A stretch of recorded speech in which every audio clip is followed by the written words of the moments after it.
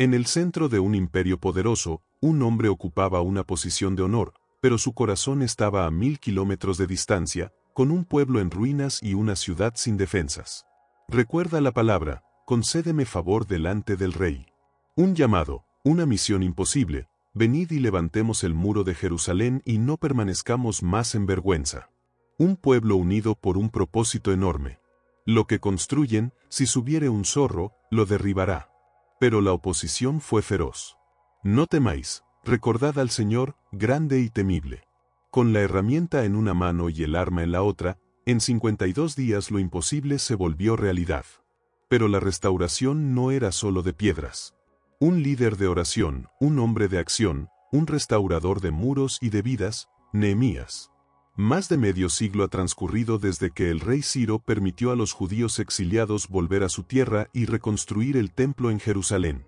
Pero la restauración completa aún no ha llegado. En esta corte real, sirviendo al poderoso rey Artajerjes, se encuentra un hombre judío llamado Nehemías. Ocupa una posición de gran confianza y privilegio, es el copero del rey. Su labor no solo implica servir el vino, sino también resguardar al rey de posibles envenenamientos, lo que requiere absoluta lealtad y le otorga acceso cercano al monarca. Un día, Nehemías recibió la visita de uno de sus hermanos, Hanani, junto con otros hombres que venían de Judá. Con el corazón inquieto por saber de su pueblo y de la ciudad santa, Nehemías les preguntó por los judíos que habían escapado del cautiverio y habían regresado, y por la situación de Jerusalén. La respuesta que recibió fue devastadora. El remanente, los que quedaron de la cautividad allí en la provincia, están en gran mal, angustia y humillación. El muro de Jerusalén está derribado y sus puertas han sido quemadas a fuego. La ciudad está indefensa y es una vergüenza. Cuando Nehemías oyó estas palabras, se sentó y lloró. Hizo duelo por varios días, oró sin cesar delante del Dios de los cielos. Su oración fue profunda, sincera. Te ruego, Jehová, Dios de los cielos, fuerte, grande y temible, que guardas el pacto y la misericordia a los que te aman y cumplen tus mandamientos. Que estén ahora atentos tus oídos y abiertos tus ojos para oír la oración de tu siervo. Confieso los pecados de los hijos de Israel que hemos cometido contra ti. Sí, yo y la casa de mi padre hemos pecado gravemente. Nos hemos corrompido contra ti y no hemos cumplido los mandamientos que diste a Moisés, tu siervo. Recuerda ahora la palabra que le diste, diciendo, si vosotros pecáis, yo os dispersaré, pero si os volvéis a mí y guardáis mis mandamientos, aunque vuestra dispersión fuere hasta el extremo de los cielos, de allí os recogeré y os traeré al lugar que escogí para hacer habitar allí mi nombre. Ellos, pues, son tus siervos y tu pueblo, a quienes redimiste con tu gran poder. Te ruego, oh Jehová, concédeme ahora misericordia delante del rey Artajerjes y dame favor ante él. Nehemías no solo sintió tristeza, sino que se identificó con el pecado de su pueblo, confesó y clamó a Dios.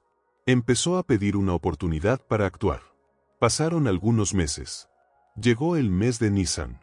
Estando Nehemías sirviendo el vino al rey, como era su costumbre, el rey notó algo diferente en él, pues Nehemías nunca antes había estado triste en su presencia. ¿Por qué está triste tu rostro, si no estás enfermo? Esto no es sino quebranto de corazón. Entonces Nehemías sintió mucho temor, pues la tristeza delante del rey podía ser mal interpretada. Pero después de hacer una oración rápida y silenciosa a Dios en su corazón, respondió al rey con respeto. Viva el rey para siempre, ¿cómo no estará triste mi rostro, cuando la ciudad, casa de los sepulcros de mis padres, está desierta y sus puertas consumidas por el fuego? ¿Qué cosa pides? ¿Cuánto durará tu viaje y cuándo volverás? Y le agradó al rey enviarlo. Entonces Nehemías, aprovechando el favor del momento, pidió más. Si le pleis al rey, y si tu siervo ha hallado favor delante de ti, envíame a Judá, a la ciudad de los sepulcros de mis padres, y la reedificaré. Si le pleis al rey, que se me den cartas para los gobernadores al otro lado del río Eufrates, para que me franqueen el paso hasta que llegue a Judá, y carta para Asaf, guardián del bosque del rey, para que me dé madera para enmaderar las puertas del palacio de la casa, para el muro de la ciudad y para la casa en que yo estaré. Y el rey se lo concedió todo. Dios había respondido a sus oraciones y le había dado favor delante del rey. Así partió Nehemías de la corte persa, ya no solo como el copero del rey, sino como un enviado con una misión divina, con autorización real para reconstruir los muros de la ciudad de sus padres. El viaje sería largo y los desafíos apenas comenzaban. Nehemías llegó a Jerusalén con las cartas del rey y el permiso para reconstruir, pero no actuó de inmediato. Durante 3 días, observó, esperó y sin duda oró, sin revelar todavía a nadie la misión que Dios había puesto en su corazón. Entonces se levantó de noche, él y unos pocos hombres con él, sin declarar a nadie lo que Dios había puesto en su corazón que hiciese por Jerusalén. Montó en su cabalgadura y salió por la puerta del valle, recorriendo sigilosamente el perímetro de la ciudad. Examinó con cuidado los muros de Jerusalén, que estaban derribados, y sus puertas, que habían sido consumidas por el fuego. Vio la magnitud del desastre, la vergüenza de la ciudad santa, indefensa y en ruinas. Después de inspeccionar la situación por sí mismo bajo el manto de la noche, Nehemías supo que la tarea era enorme, pero también sintió confirmada la urgencia de la misión. Luego, Nehemías convocó a los sacerdotes, a los nobles, a los oficiales y al resto de los que hacían la obra. Hasta ese momento no les había revelado su plan, ahora les habló directamente al corazón. Vosotros veis el mal en que estamos, que Jerusalén está desierta y sus puertas consumidas por el fuego. Mirad la vergüenza en que vivimos. Venid y levantemos el muro de Jerusalén y no estemos más en humillación y deshonra. Nehemías les contó cómo la mano bondadosa de su Dios había estado sobre él para bien, y también les relató las palabras que el rey Artajerjes le había dicho, mostrando el apoyo oficial que tenía. Al oír esto, al ver la fe de Nehemías y la providencia de Dios, el ánimo del pueblo se encendió, levantémonos y edifiquemos. Y fortalecieron sus manos para bien. La decisión estaba tomada, comenzarían la gran obra de reconstrucción. Pero en cuanto la noticia del plan de reconstrucción llegó a oídos de ciertos enemigos de los judíos, la oposición surgió de inmediato. Sanbalat, un hombre de Horonaim, Tobías, un oficial amonita que tenía conexiones dentro de Jerusalén, y Gesem, el árabe, se enteraron. ¿Qué es esto que hacéis vosotros? ¿Acaso os rebeláis contra el rey Artajerjes? Pero Nehemías no se dejó intimidar. Les respondió con autoridad divina. El Dios de los cielos, Él nos prosperará, y nosotros, sus siervos, nos levantaremos y edificaremos. Pero vosotros no tenéis parte ni derecho ni memoria en Jerusalén.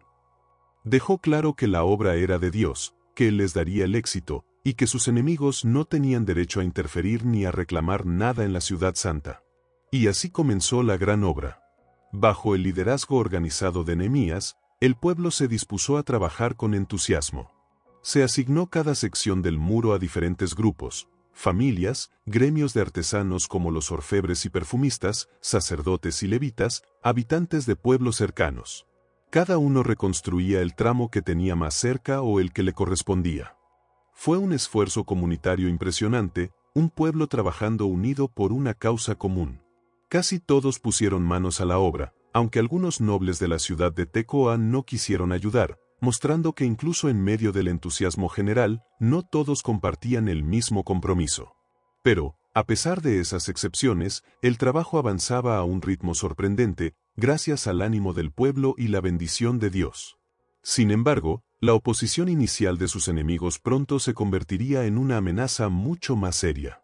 Cuando Sanbalat oyó que los judíos estaban edificando el muro, se enfureció muchísimo y se enojó grandemente.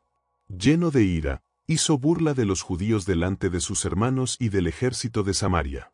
¿Qué hacen estos débiles judíos? ¿Se les permitirá volver a ofrecer sacrificios? ¿Acabarán en un día? ¿Resucitarán de los montones de polvo las piedras que fueron quemadas? Lo que ellos edifican del muro de piedra, si subiere un zorro, de seguro lo derribará.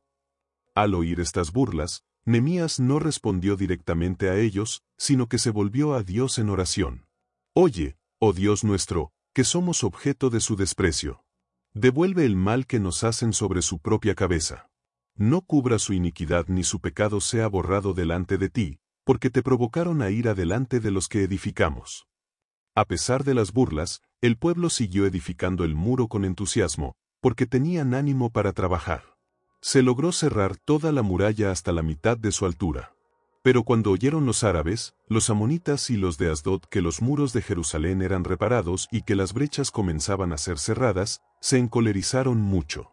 Ya no eran solo burlas, ahora planeaban usar la fuerza y conspiraron todos juntos para venir y atacar a Jerusalén y hacerle daño, creando confusión y deteniendo la obra. Al enterarse Nehemías de sus planes, una vez más recurrió primero a Dios, pero la oración fue seguida de acción prudente. Montaron guardia contra ellos de día y de noche. Sin embargo, el trabajo era agotador, y la amenaza constante empezó a desgastar el ánimo de la gente. Las fuerzas de los acarreadores se han debilitado, y el escombro es mucho. No podemos edificar el muro. Nehemías vio el peligro y el desánimo. Inspeccionó todo y actuó rápidamente. Puso al pueblo por familias, con sus espadas, con sus lanzas y con sus arcos, en las partes más bajas del lugar, detrás del muro y en los sitios abiertos. No temáis delante de ellos. Recordad al Señor, grande y temible, y pelead por vuestros hermanos, por vuestros hijos y por vuestras hijas, por vuestras mujeres y por vuestras casas. Cuando los enemigos oyeron que sus intenciones habían sido descubiertas y que Dios había frustrado su plan, desistieron del ataque directo, y los judíos volvieron todos al muro, cada uno a su tarea. Pero desde aquel día, la forma de trabajar cambió. La mitad de los siervos de Nehemías trabajaba en la obra, y la otra mitad mantenía la guardia armada con lanzas, escudos, arcos y corazas. Los jefes estaban detrás de todo el pueblo de Judá que edificaba. Los que construían el muro, los que acarreaban y los que cargaban, con una mano trabajaban en la obra y en la otra tenían la espada. Y los que edificaban, cada uno tenía su espada ceñida a sus lomos, y así edificaban. La obra es grande y extensa, y nosotros nos hallábamos separados en la muralla, distantes unos de otros. En el sitio donde escuchéis el sonido de la trompeta, reuníos allí con nosotros. Nuestro Dios luchará por nosotros. Así continuaban laborando en la obra, y la mitad de ellos portaba lanzas desde el amanecer hasta que aparecían las estrellas. También Nehemías dispuso que cada uno, junto a su siervo, permaneciese dentro de Jerusalén para que, de noche, sirvieran como vigilantes y, de día, estuvieran en la construcción.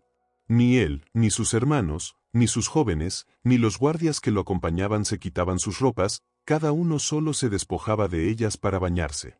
Vivían en un estado de vigilancia constante, trabajando y velando, confiando en Dios, pero tomando todas las precauciones necesarias. Mientras los muros se elevaban gracias al esfuerzo colectivo del pueblo y a la protección de Dios frente a los enemigos externos, surgió un problema serio desde dentro.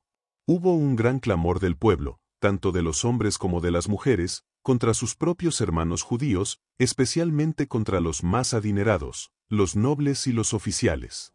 Se escuchaban diversas quejas, todas nacidas de la necesidad y la desesperación. Nosotros, nuestros hijos y nuestras hijas somos muchos, por lo tanto, hemos tenido que empeñar nuestras posesiones para conseguir grano, para comer y sobrevivir.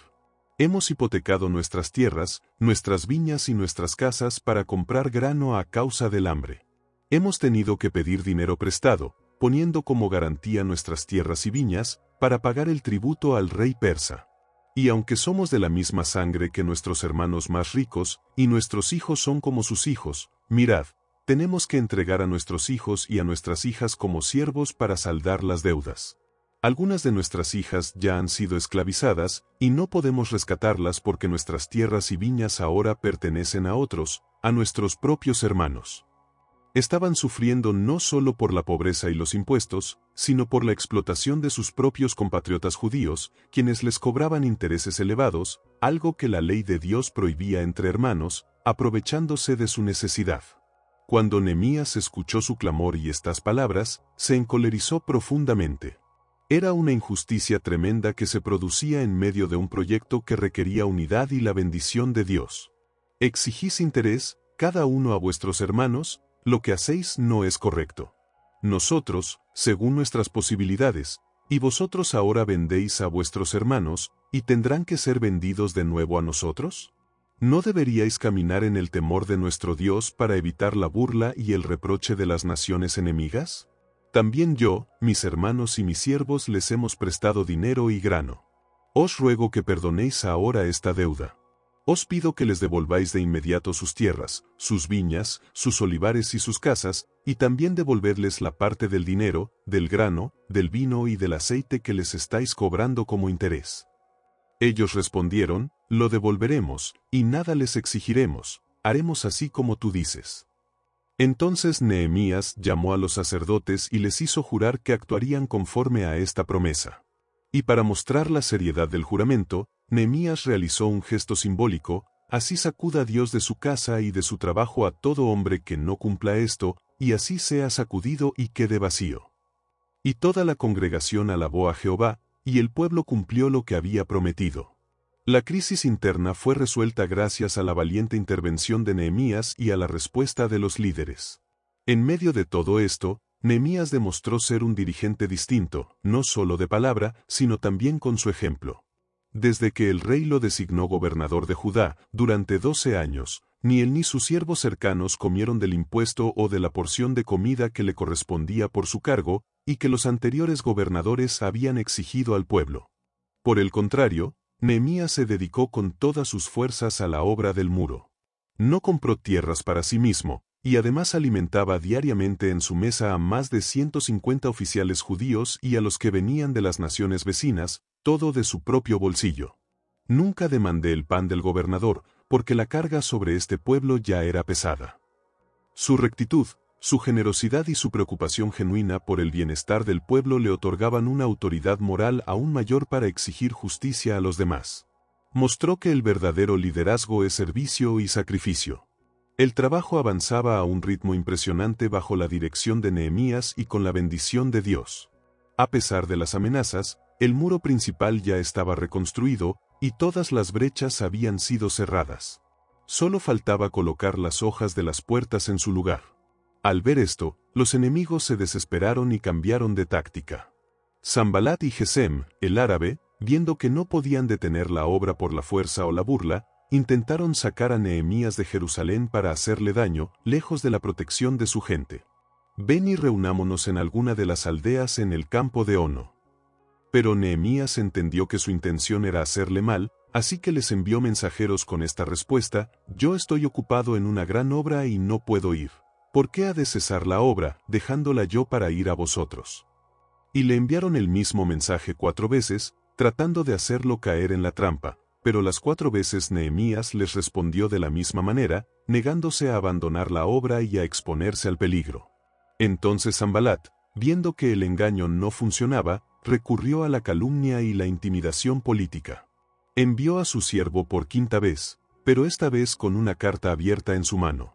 En la carta estaban escritas acusaciones falsas y graves: se ha oído entre las naciones, y Gesem lo dice, que tú y los judíos pensáis rebelaros, y que por eso edificas tú el muro, con la intención, según estos rumores, de ser tú su rey, que has puesto profetas que proclamen acerca de ti en Jerusalén diciendo: hay rey en Judá. Y ahora serán oídas por el rey Artajerjes tales palabras. Ven, por tanto, y consultemos juntos. Era una táctica peligrosa, acusarlo públicamente de traición contra el rey persa para asustarlo, detener la obra y quizás provocar una investigación real. No hay nada de lo que dices, son invenciones de tu propio corazón. Porque Nehemías comprendía que todos ellos intentaban atemorizarlos, pensando. Pero en lugar de acobardarse, Nehemías oró: ahora pues, oh Dios, fortalece tú mis manos. Los enemigos recurrieron entonces a una trampa aún más sutil, la intimidación religiosa a través de un falso profeta. Nehemías fue a visitar a un hombre llamado Semaías, hijo de Delaía, quien estaba encerrado, fingiendo quizás una revelación divina o un peligro inminente. Semaías le dijo a Nehemías, con falsa urgencia: reunámonos en la casa de Dios, dentro del templo, y cerremos las puertas del templo, porque vienen para matarte. Sí, esta noche vendrán a matarte. El plan era astuto. Si Nehemías, por miedo, entraba y se encerraba en el lugar santo del templo, habría pecado contra la ley de Dios y habría demostrado cobardía, perdiendo así el respeto del pueblo y su autoridad moral. ¿Un hombre como yo ha de huir? ¿Y quién, que fuera como yo, entraría al templo para salvar su vida? No entraré. Y Nehemías comprendió que Dios no había enviado a Semaías, sino que éste hablaba aquella profecía contra él porque Tobías y Sanbalat lo habían sobornado para infundirle miedo y hacerlo pecar. A pesar de todos los intentos de los enemigos por detenerlos, burlas, amenazas de ataque, complots, engaños, calumnias, falsas profecías, la obra continuó sin cesar, impulsada por la fe del pueblo y la mano protectora de Dios. Y sucedió lo increíble, fue terminado el día 25 del mes de Elul en 52 días. En menos de 2 meses, desafiando toda expectativa y superando toda oposición, el muro de Jerusalén fue reconstruido. Un testimonio asombroso del liderazgo de Nehemías, la dedicación del pueblo y, sobre todo, el poder y la fidelidad de Dios. Y cuando lo escucharon todos nuestros enemigos, y lo vieron todas las naciones que estaban alrededor de nosotros, sintieron una gran humillación ante sus propios ojos, porque reconocieron que esta obra no podría haberse hecho sin la ayuda de nuestro Dios. Incluso los enemigos tuvieron que admitir que Dios estaba con su pueblo. Una vez que el muro estuvo terminado y la ciudad más segura, el pueblo sintió una necesidad profunda de dirección. Ya no bastaba únicamente con tener muros sólidos, necesitaban reconstruir su vínculo con Dios.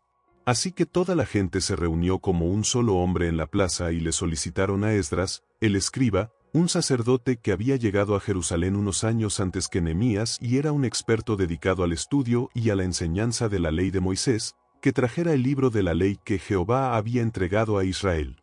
Esdras, el escriba, se colocó sobre un púlpito de madera, abrió el libro ante los ojos de toda la multitud porque estaba en un lugar más elevado que todos.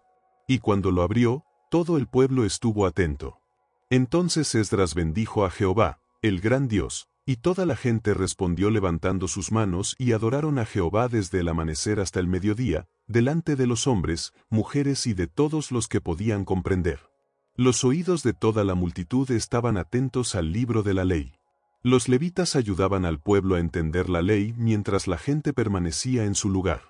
Leían en el libro de la ley de Dios, explicando e interpretando el sentido para que todos comprendieran la lectura. Al escuchar las palabras de la ley, el pueblo comenzó a llorar. La palabra de Dios penetró en sus corazones y reconocieron su pecado y su infidelidad pasada. Hubo un gran quebrantamiento y arrepentimiento en la asamblea. Pero Nehemías, que era el gobernador, junto con el sacerdote y escriba Esdras, y los levitas que hacían entender al pueblo, les dijeron a todos: «Día sagrado es a Jehová nuestro Dios, no os entristezcáis ni lloréis. Ide, comed manjares y bebed vino dulce, y enviad porciones a los que no tienen nada preparado, porque día santo es a nuestro Señor. No os entristezcáis, porque el gozo de Jehová es vuestra fortaleza».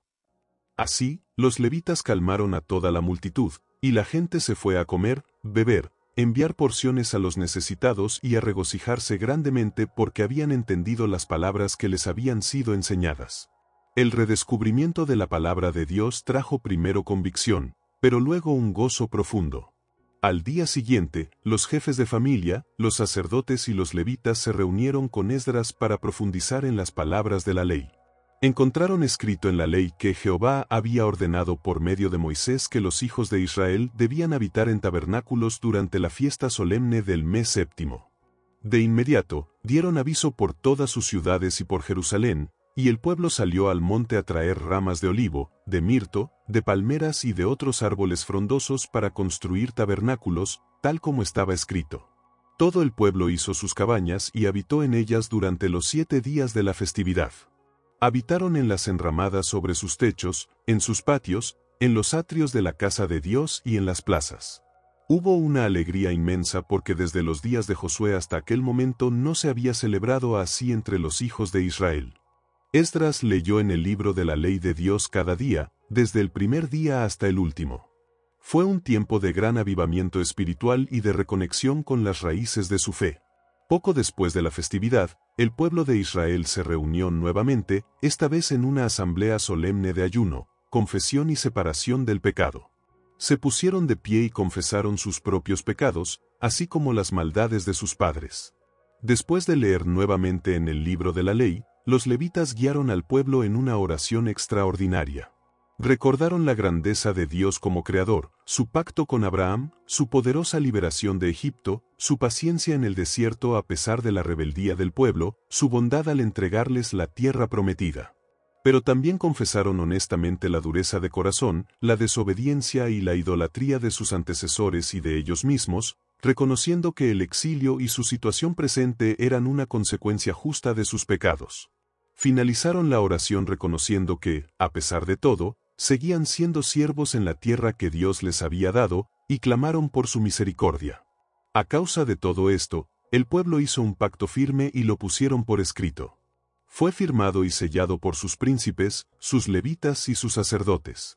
El resto del pueblo, hombres y mujeres, todos los que tenían uso de razón, se unieron a sus hermanos y juraron bajo maldición que caminarían conforme a la ley de Dios. Finalmente, llegó el día de dedicar el muro reconstruido de Jerusalén. Nehemías organizó una gran celebración llena de alegría y gratitud a Dios. Formó 2 grandes coros que ofrecieron gracias.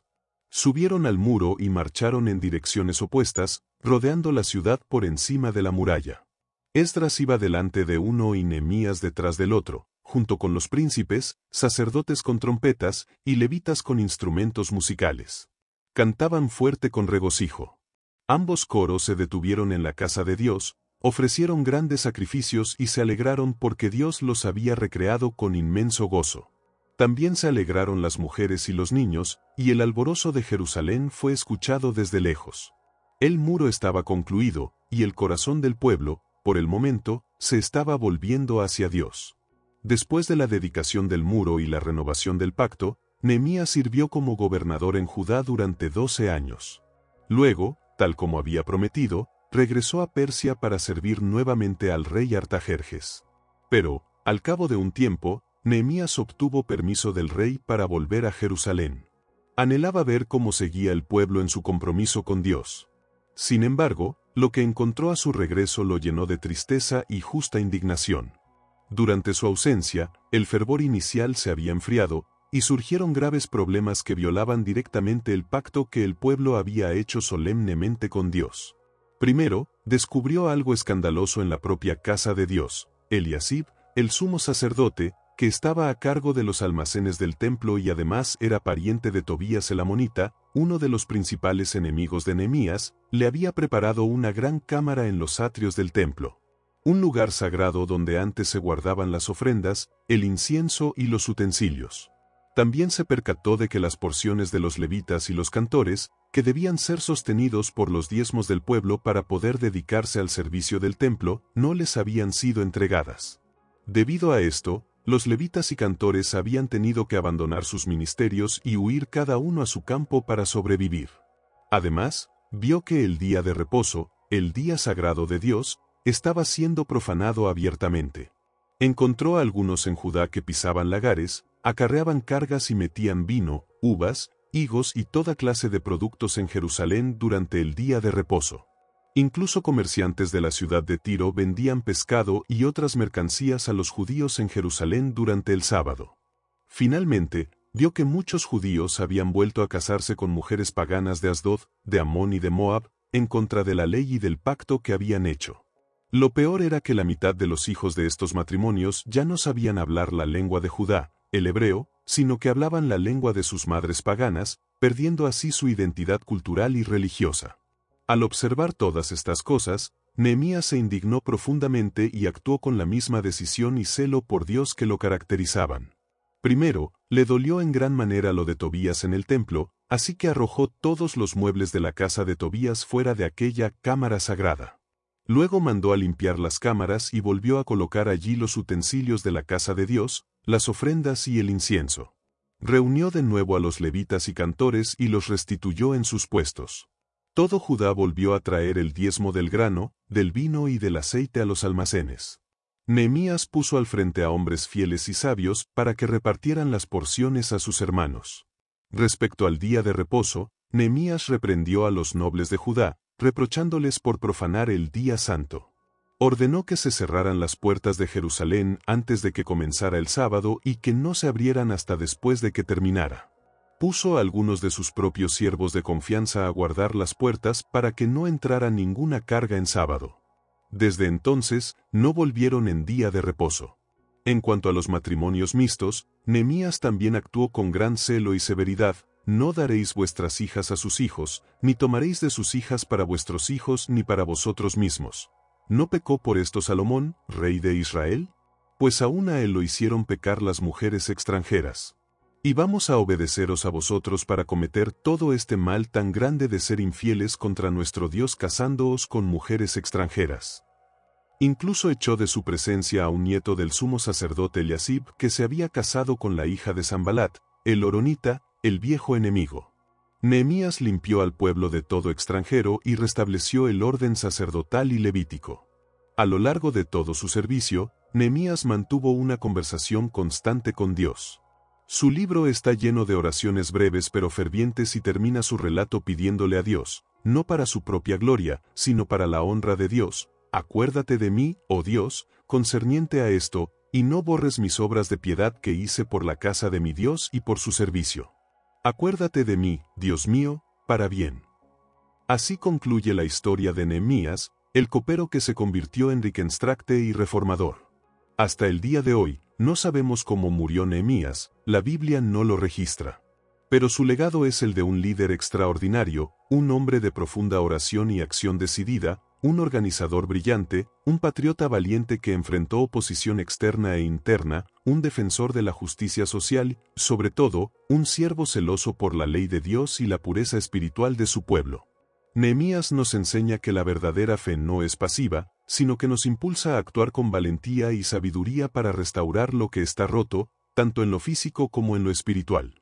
Nos muestra la importancia de depender de Dios en oración constante, pero también de trabajar arduamente y tomar decisiones difíciles para cumplir su voluntad. Su vida es un ejemplo perdurable de liderazgo piadoso y de cómo una persona llena de la visión y la fortaleza de Dios puede marcar una diferencia enorme en la vida de una comunidad y en la historia de la redención. Gracias por acompañarnos en la inspiradora historia de Nehemías, un verdadero héroe de la fe y la acción. Si este relato ha tocado tu corazón y te ha dejado alguna enseñanza, te invitamos a apoyarnos dejando un me gusta y compartiendo este video, para que más personas puedan ser inspiradas también. No olvides suscribirte a nuestro canal para seguir explorando las maravillosas historias y profundas verdades de la palabra de Dios. Que el Señor te llene de bendiciones. Amén.